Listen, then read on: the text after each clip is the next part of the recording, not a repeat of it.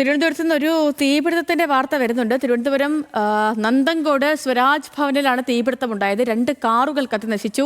Fire force എത്തി ഈ തീ നിയന്ത്രണ വിധേയമാക്കിയെന്നാണ് അറിയാൻ കഴിഞ്ഞത്. ചന്തു ചന്ദ്രശേഖർ വിവരങ്ങളുമായിട്ടുണ്ട്.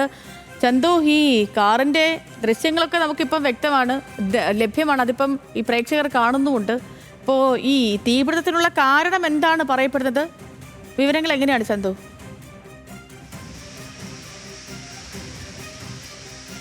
സേതുലക്ഷ്മി, രാവിലെ 5 മണിയോട് കൂടിയാണ് നന്തൻകോടുള്ള ഈ സ്വരാജ് ഭവനിലെ പിൻവശത്ത് ഈ ഒരു പാർക്കിംഗ് സ്പേസ് ഉണ്ട്. അവിടെയാണ് ഇത്തരത്തിൽ തീപിടുത്തമുണ്ടായത്. 2 കാറുകൾ ഇവിടെ പാർക്ക് ചെയ്തിരുന്നു. ഈ ദൃശ്യങ്ങളിൽ കാണുന്ന 2 കാറുകളാണ് ഇവിടെ പാർക്ക് ചെയ്തിരുന്നത്. ഇത് ഗവൺമെന്റിന്റെ തദ്ദേശ വകുപ്പിന്റെ ഉദ്യോഗസ്ഥർ ഉപയോഗിക്കുന്ന 2 കാറുകളാണ്. ഈ കാറുകളാണ് പൂർണ്ണമായി കത്തി നശിച്ചത്. നമുക്ക് ഈ ദൃശ്യങ്ങളിൽ തന്നെ കാണാം. ഈ കാറിനകമാണ് ഇപ്പോൾ കാണുന്നത്. പൂർണ്ണമായി തന്നെ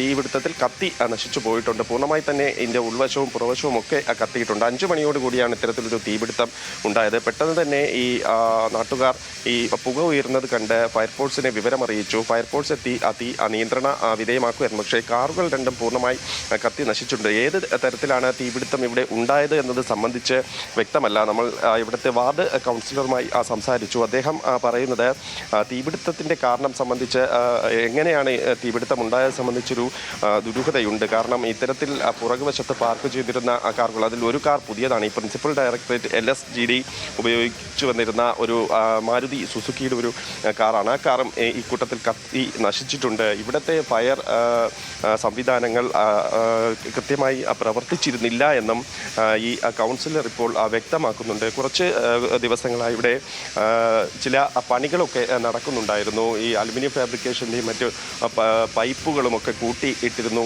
ഈ സമീപത്തായി. അവിടെ നിന്നാണ് ഈ തീപിടുത്തം ഉണ്ടായത്.